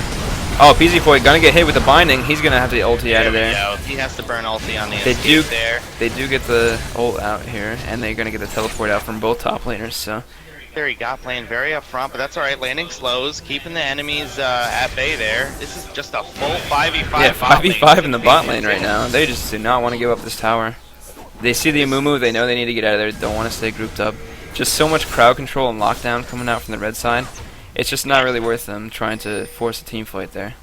The especially under rotation tower. is very strange. Force a team fight bot lane when you don't even have Dragon up to pressure it out. You know what I mean? It's very weird. Why not take mid at that point? Pressure out your mid lane, I mean, and also you got to think, the fight hadn't broke out, nothing had happened. You could have pressured top more if you're Angeloid and you're the Gnar. Continue to try to put some pressure on there, maybe get some tower damage. If a fight turns out, you can always teleport in. He kind of did it when nothing was going on. There's no action going on. If I'm Angeloid, I'm keeping the pressure top, and if I'm blue side team, I'm putting the pressure mid lane right now instead of bot. That's going to gain you much more map control and much more rotational freedom than a bot lane tower. To dedicate 5 men to that and not get it, that hurts you a little bit, and we see the gold lead slightly going towards purple side just because of that. Oh, pow. Might just 1v1. Not quite. Not gonna be able to do it. Oh man, and it almost came. Oh, the beautiful binding coming out once again from Danger Creek. I really like this guy. I'll tell you what. This guy is on point. Gaping Black Mom just got gaped even further. I'll tell you that, because they opened him up with that aggressive play. I saw what they tried to do, a little too risky, and that Morgana made you pay the price. That Dark Binding. These are two damn good supports on both sides here, I gotta be honest with you. They made this very entertaining. Just nice skill shots landed on both sides. We are seeing just a great job of skill shots and a great job at these back and forth, just very close trades. Look at the map. Look at the map here, and take notice of the vision this game. Now we do have Both Dragon up teams, in 1 minute. An extremely large amount of vision. Yeah, a lot more wards placed for both teams. Yeah, I would say last game it looked way Little more sloppy. one-sided. Yeah. This game looks a lot better. Dimway trying to stay safe in this mid lane. Definitely doesn't want to deal with the skill shots at Gaping Black Mom. Both of these supports are just showing their prowess. I would say they're both doing Pretty pretty much good. say to yourself, you know what? If I don't have a minion wave, I can't be anywhere near these people. Yeah. They're just too damn dangerous. Looks like Dragon's coming up very shortly. I'm interested to see if we're going to see another explosive team fight there. And with the blue side having 2 Dragons already, they're gonna send Got top lane. you have to think about starting to contest these. No, they don't have the timer, however, on the red side. They don't know the Dragon's about to be up. So. Yeah. And they lack a little bit of the vision. Or actually they do. around Did there. they have wards placed down? They did, I believe, right? When they took the first one? No, I do not believe they saw the last one. Oh, that go was down. the first Dragon. The first one they should have seen. Now, I mean, doing the math on it, they could maybe assume, but it'll still be off by at least a couple minutes. Ooh, almost. They're gonna see it here, though, I believe. They should see it. They're all there. Yeah, they're all there. So this is It's very aware. this is a big deal because they don't have God here for this fight. We do have the Shyvana coming in. It's 5v4 as it stands right now. Yeah, I don't know. Is it the time for your ADC to solo out the red buff and get that? Or Well, it is looks like they're gonna have enough time for him to get down there, so that blue side isn't gonna make them punish them for it. Play. If the blue team had a little more vision, knew that God was doing that, I'm sure we would have seen a fight forced a little Yeah, I earlier. mean, obviously they don't know where God is, so maybe it wasn't that bad of a call. But Using their lack of vision, so. rare miss coming out. Okay, he gets the Amumu in the ulti. Oh, and a nice 3-man ulti comes out from Gare. They're gonna get the disengage from Alucard. Legendary Gare, he's gonna have to back out. Angeloid is low. He gets a nice Nara ulti. Legendary Gare's gonna get taken out. God's gonna get taken out. Danger Creek, he's gonna try to get out of here. Will he be enough? No, he's gonna get taken out here. Possibly. Oh, and the Lulu comes in with the save. Is it gonna be enough? Danger Creek's gonna get out of here with his life. Let's look. Let's rein it back. Maybe get the blue, but let's focus on what we came here for. Get No, the they can safely get the blue here. The death timers are long enough. They'll get it. It was more so definitely wanting to make sure they stop chasing those kills. Following kills the second tier towers when you primary towers up and dragons up. Little crazy. Yeah, it was a little bit of mispositioning by the red side. They got, they landed the hook on the Amumu, or the Flay rather, and then managed to get him in the ulti. He still managed to land a 3-man, but there was no follow-up damage. They weren't able to take out the carries. Yeah, we're really looking at the fact that you can throw Thresh with the Callista. He can drop a box, he can throw a Flay and misposition him. You also have the Gnar who can still misposition, and now in addition to that you have an Azir who's moving the entire enemy team. A lot more away. disengage on their team, which is definitely what they needed for Amumu. Yes, definitely. I think they have a lot more engaged tools and disengaged tools, and it's going to help them immensely in this team fight. That is a legitimate answer to the Amumu. For sure, they had 0 disengage basically in the previous, other than a Gnar ulti, so. Yeah, this is definitely something. Well, that I we're mean, they seeing. had the Nami, but he used his Nami very aggressively. Not so much. Yeah, he was very aggressive. He was more about landing bubbles for kills than he was Yeah, landing, I would agree with that. ultimates for disengages. He was using his ultimates for engages. Yep. Yeah. And I guess I shouldn't say they didn't have disengages more, as long as they didn't use it for disengage in the previous match. So they turn their disengage for offensive purposes. I think they're respecting the Amumu. Yeah. I think I respect the Mumu enough to ban him for sure. I had made mention of that last game. I'll make mention of it again. He's too strong of a champion to let go through at this point. Yeah. And if you're already banning Sejuani Gragas, just ban him. I anticipate it coming out for the next one. I mean, they targeted Jinwei, but the remaining 2 bans were on just meta junglers. You know what I mean? Yeah. So I will say the Azir does counter the Amumu in this match. So if they say, you know what, we're not going to ban Amumu because we can play a comp that will counter him. If that's what they're trying to do, totally fine. And it seems to be working at least better this game than last game. I'm not totally convinced, but I'll give it to them if they manage to pull this out. I'd like to see what Gare pulls out in the next match, considering if they do ban Mumu. Like, what does his champion pool look like? Does he enjoy those, you know, tanky junglers? Because we've seen Rek'Sai available in both games, and she's not played in either one of them. So, which is very, very interesting too, because of the fact that we see a lot of these aggressive laners and a lot of these damaging champions. Rek'Sai going to a lane with its own CC, with its own damage, like a Gnar lane or like a Riven lane, that is just setting up your jungler for a kill. It's an easy game to play Rek'Sai or Gnar into. Shinwei with some BM, but they can't exactly see him, so. Just gonna dance it out a little bit. It says, you know, I'm feeling pretty fresh. Let me show him how to Dougie real quick while I take this tower, you know? Feeling frog fresh.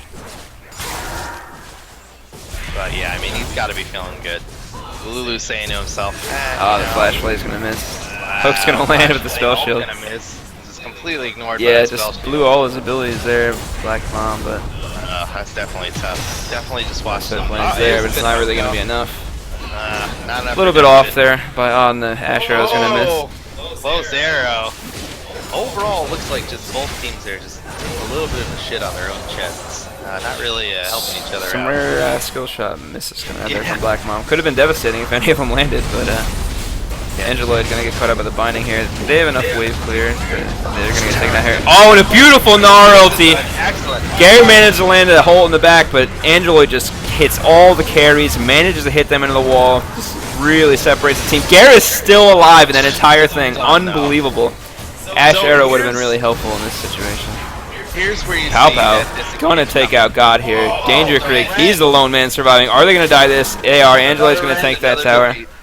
Beautiful job there. Here's the interesting part about that. Now Shortju's gonna come here and try to clean up. He's gonna get blown up.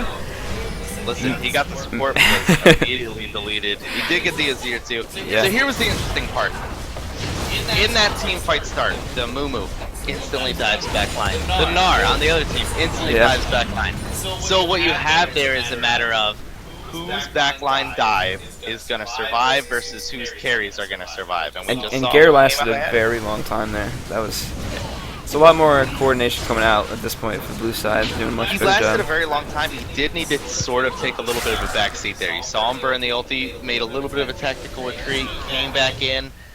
His team didn't really have it though to carry or to win out, so it just wasn't ending up being as effective as it needed to be. We can see Pow pretty comfortable on this Kalista as well. He's got some pretty strong mechanics, looks like. I would definitely say it seems like he knows exactly how many spears he needs to land versus yeah, I the mean, Ren he timed that Ren perfectly. The movement seems to be fairly fluid. We've seen a decent ultimate or two off that with the Thresh combo. Yeah, I would definitely say it's a champion that he seems very comfortable on. I will say that the Lucian seemed a bit more dangerous, but the Kalista is definitely a champion. You like the Luden's Echo on Azir?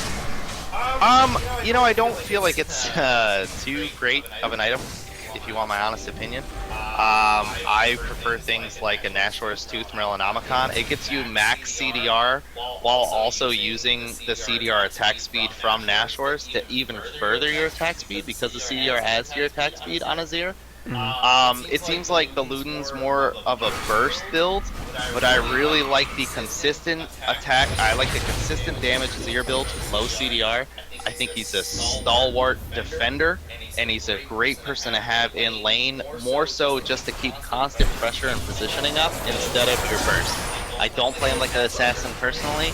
He's more of a pressure mage to me. And I think that's more just tomato. Maybe he's thinking with the mobility, increased movement speed from Luden's Echo, hoping to keep himself in better positions. I guess that's it does give it a good amount of AP. Well, and I mean you have to look at it too. Okay, so does a sustained build damage Azir work right now? Well, not really because your Kalista's kind of sustained damage. You don't have a lot of burst.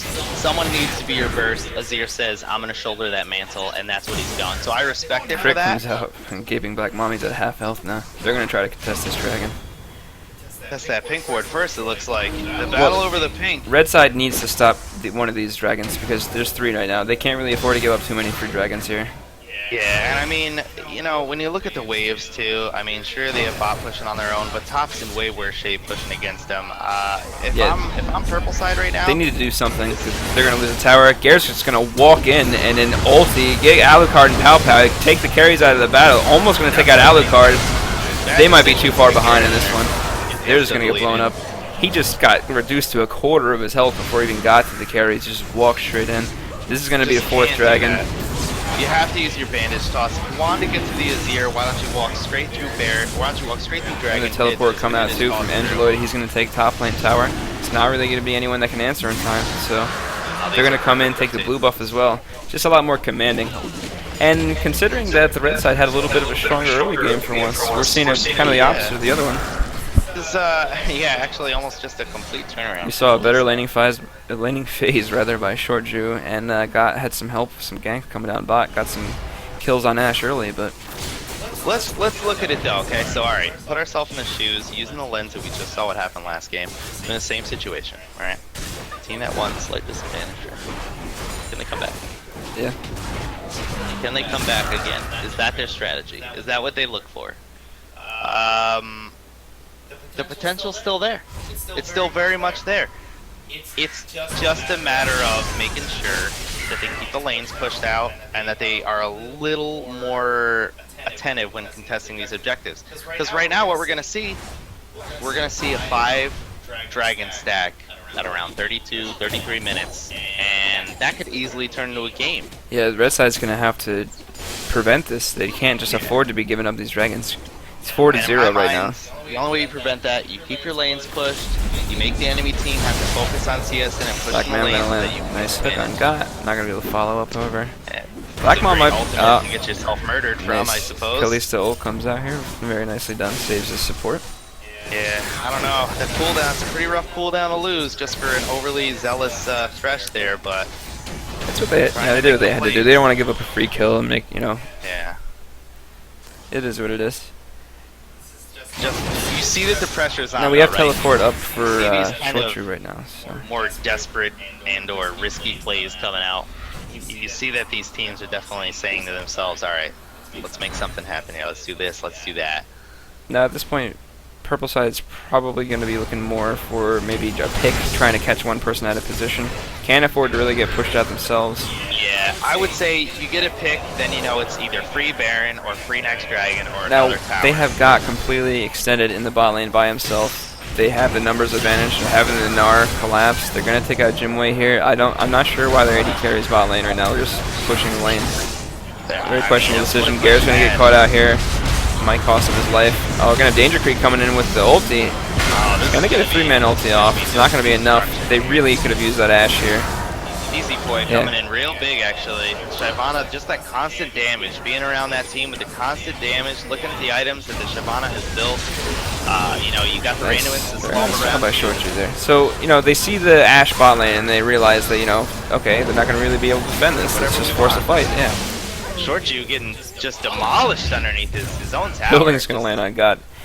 Yeah, poor choice probably to be sending their AD carry bot lane. Not really sure what they would do there. He wasn't going to get a tower. There wasn't And then it's compound, so it's bad choices kind of on bad choices. Not necessarily specifically, right? But what you don't think about necessarily is, okay, you have your ADC split bot. He's trying to farm that out. Okay, they're sieging up mid. We gotta get back to mid. We gotta protect mid. But instead of all 5 people coming in to protect mid, you have this slow trickle. You have 1 person, 2 people, 3 people, then another, then maybe another, and they get picked off one at a time. Yeah. And this is the risk you run when you run that split push comp, or when you don't have that bunching that you need. some nice coordination early by the purple side, but it slowly has been a little bit dwindling. Yeah, and with the gold lead now taking even more of a lead, we got a little bit over 6K lead. That's a big difference at this point in the game. It's a lot less easy to close that gap. Book's missing there. Dark Binding's missing as well. Nobody coming off with anything there.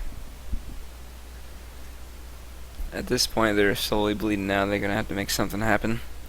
Yeah, 2 minutes on Dragon. There'll be a 5th Dragon. They can't afford to give it up.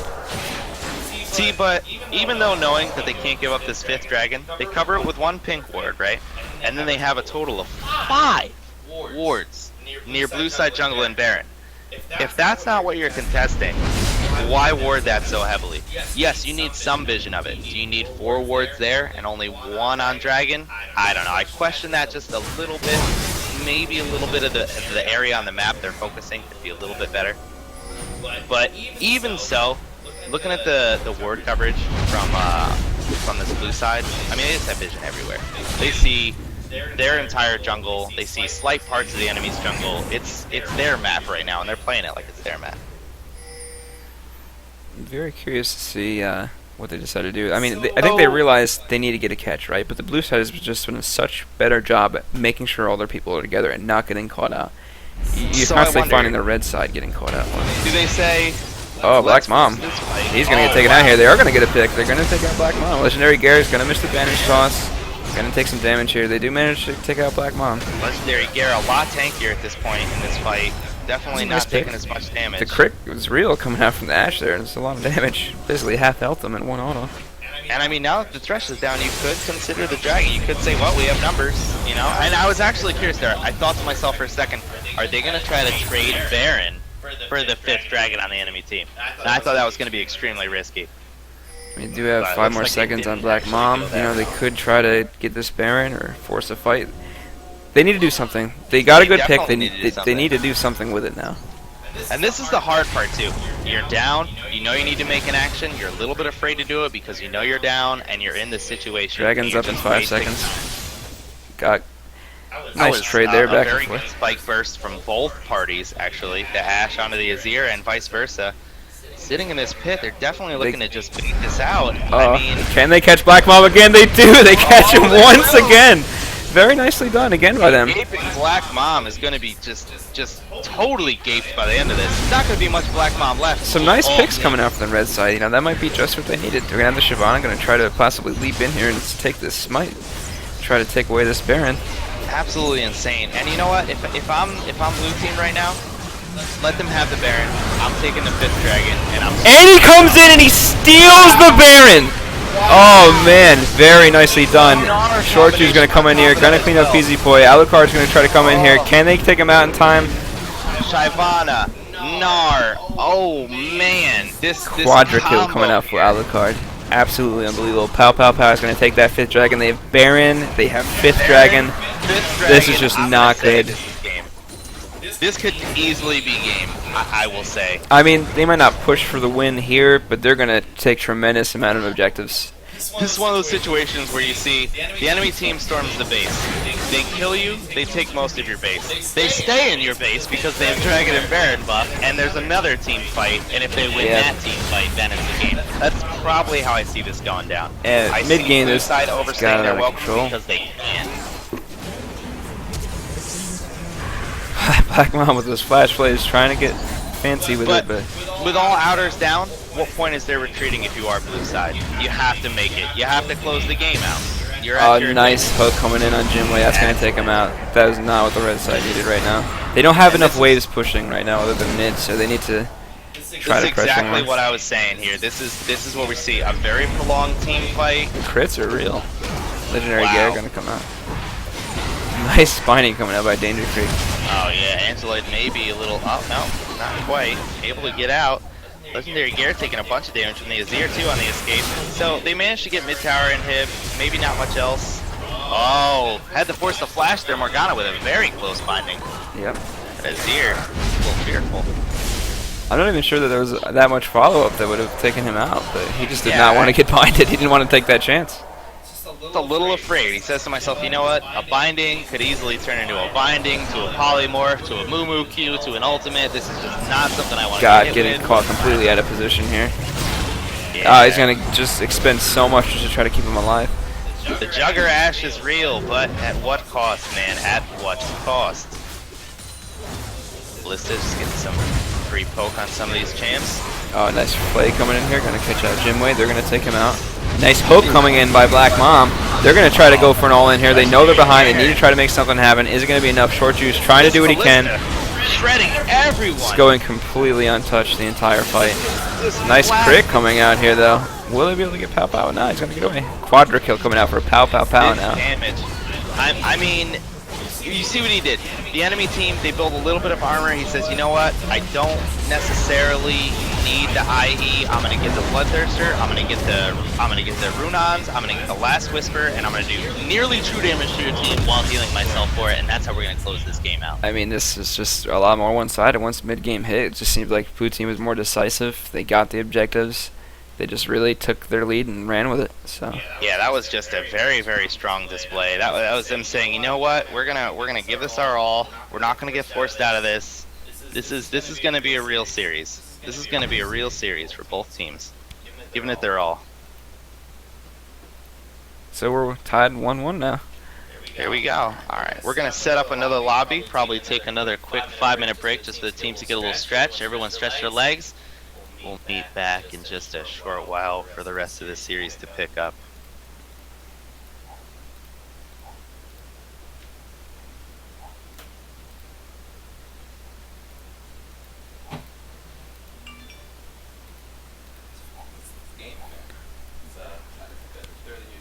Yeah, no, that's what a big turnaround. What a big turn, you know. Almost completely one side of the one game. All right, we'll be back in about a 5-minute break. Completely one side of the other game.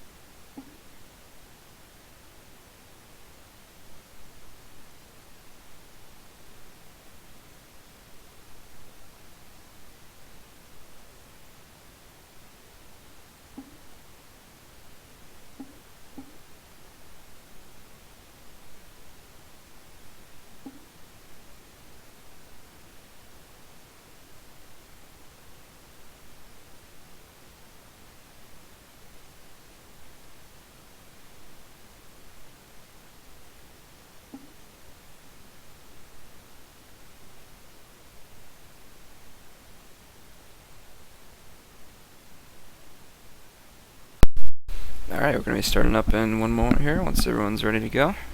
It's going to be game 3. Final ready checks. 1-1 on each team now. So, you know, definitely both teams showing up real big. Okay, so everyone's good to go. So let's talk about what we think about how these picks and bans are going to go. Are they going to target the Amumu? I think they got to go take out the Orianna again, make sure Jimway doesn't get that. I would say the Orianna is still something I ban. It looks like you don't need to ban the Amumu if they're allowed to get the Azir. That was a pretty good counter.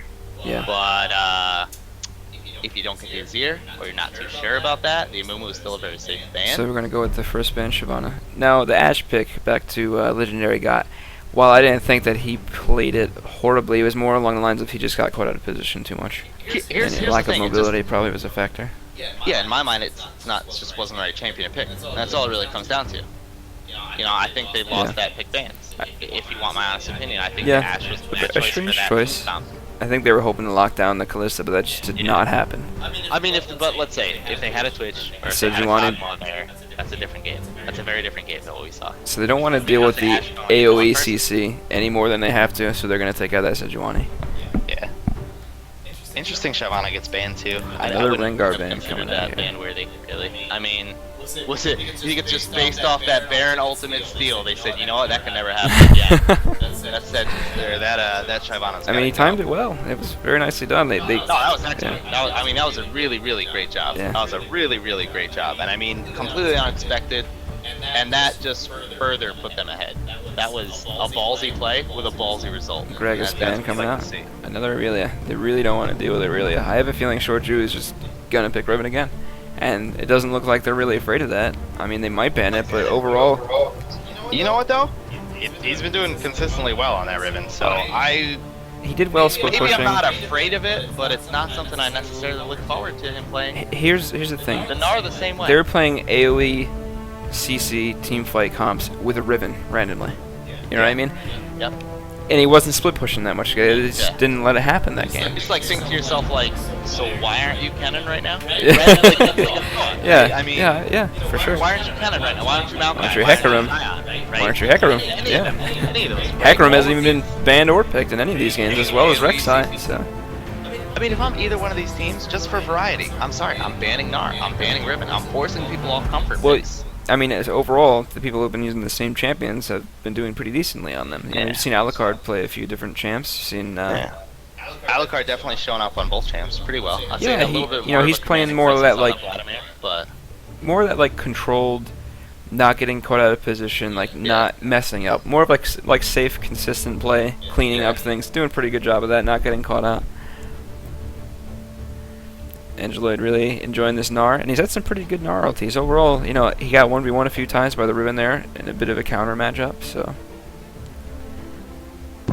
Alucard breaking out the Azir again. He looked pretty comfortable on it. They like the disengage. Might be good to go. Again, the Amumu. Might have a block lock in here. We have not seen Jimway on in ages, so I had a feeling that maybe they might change it up a little bit.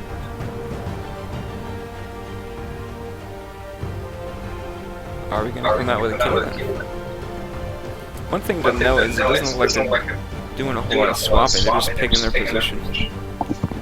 Yeah, alright, here we go. We got another Lucian. How do you feel about that that Lucian again? Oh, looks like he's going to switch it to a Jinx possibly. Probably a better fit for him as long as he doesn't play the laning phase as aggressively if they choose to play a stronger lane. Oh, the Teemo.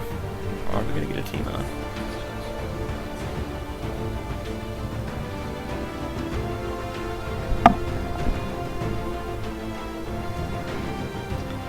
Will the Nautilus support come out? Will we get to see Gaping Black Mama and Nautilus? That's a very interesting proposition, actually. I'd be very curious. It's a lot of CC in a different way than what we usually see. And I mean, could potentially work to counter the Amumu. I'd like to see that with a Kalista or even a Sivir, yeah. Definitely good for catching people out of position, for sure. Yeah, Yeah. I mean, I love the idea of a Nautilus, Sivir, Gnar, Azir, because what that is a deadly team that Azir just brings to you. She just delivers you an onslaught. That's an extremely powerful team comp. But on the other hand, we have the Mumu, we have the Thresh. These can be disengaged champions, these can be stun-worthy champions, these can be pick-worthy champions. They can counter that comp if they try hard enough. It'll be interesting to see if we get another Riven Gnar matchup, but I don't see any reason why we wouldn't. It seems that Short Jew just enjoys playing that champion. He got some 1v1 situations once he didn't get some jungle help. So. Yeah, I mean, and he won that last game. You know, he lost the first game, which now we can pretty much attribute to the jungle pressure, since we obviously see in a straight 1v1. It's not a good towards not a good matchup for Gnar generally. Yeah. Well, yeah, I mean, obviously it's going to go to Riven just based on the champions, but You also got to think that they had no real gank pressure for the most part with the Shyvana. So he wasn't really that afraid of it. He could get away. She didn't even try to gank too much, honestly, other than the gank mid lane when Jinwei stayed around for long. Yeah, so. and then that was about it. Will we see an Ahri coming out here for Jinwei? This will be his third champion, if it is. I desperately want an Ahri because I feel that the burst on an Ahri and the snowball potential for an Ahri. It's going to be a Scion top lane. We're going to see something else coming out from Short Jew here. This Much better has team composition. This has huge potential. You have a massive AoE engaged stun team with pick potential for the Thresh, the Ahri, the Scion. This is a scary comp that we're seeing here. I like this a lot better. Definitely a little bit more like versatile. They're not really going to try the split push method anymore. Didn't seem to really, even when they did split push in the first game, they won a lot of their fights and everything through sheer team fighting. Just fight area of effect, crowd control, things like that. Are we going to see a Fiddlesticks jungle come out here? Flirting with the Vi. Vi could be another good pick here. They have a lot of, like, if they want you to die, they will. They have the Sivir ulti to engage. They have the lockdown ulti that's going to hit no matter what from Nautilus as well as Vi, if they lock in this Vi. Here's the scary part, right? Both teams seem very, I'm going to come at you as hard as I can and destroy you as fast as I can. The proof is going to be in who has more CC, who has more execution of that strategy. I like the all-in potential a little bit more on the purple side, but yeah, I mean, still, you can't really ignore a Scion or an Amumu in your face, you know? Yeah, no, it's definitely not something you could just let slide. If they want to put the pieces to you, they'll put the pieces to you, and if you don't have someone to help you disengage off that, you know, which they really don't. They still have that ulti from the Azir. We have another really exhaust don't coming have out here disengage. for Azir. I mean, the engage is there. I guess you could use the Sivir ult defensively. Obviously, you could use some of the Nautilus CC defensively, but it's not as effective as a disengage as, you know, say like a Nami or something along those lines. So I think they're going for like lockdown, remove someone from the team fight type of, and then they still have enough crowd control to do other things. So and that's the rough part too, I think, because they are going that lock someone down and blow them up, but the other team is going not lock someone down and blow them up, lock the whole team down, blow the whole team up, you know. Yeah, they got a lot of AoE coming out with So Jinx. So. I wonder how like the individual lockdown pick plays into the team lockdown destruction. This is going to be interesting. Yeah, I think that a lot of these team fights are going to come down to, can Short Jew land good Scion ultis? Will they miss? Will they hit? You know, that'll be a big deal on these team fights whether they win or not. There's a lot of things like that. Yeah, I mean definitely the Scion ult. Does the Scion ult land? Does it miss? You're right. It's not that reliable. Does the Ahri charm land? Does the Ahri charm miss? You know, the Nautilus, does his ult hit a good person? Does it go through multiple people? You know, things like this are you're right, that's what's going to make and break it. These individual abilities that are on some of these very CC-oriented champions, how impactful can those abilities be for the people on those champions, and how much is that going to turn the tides of the team fights?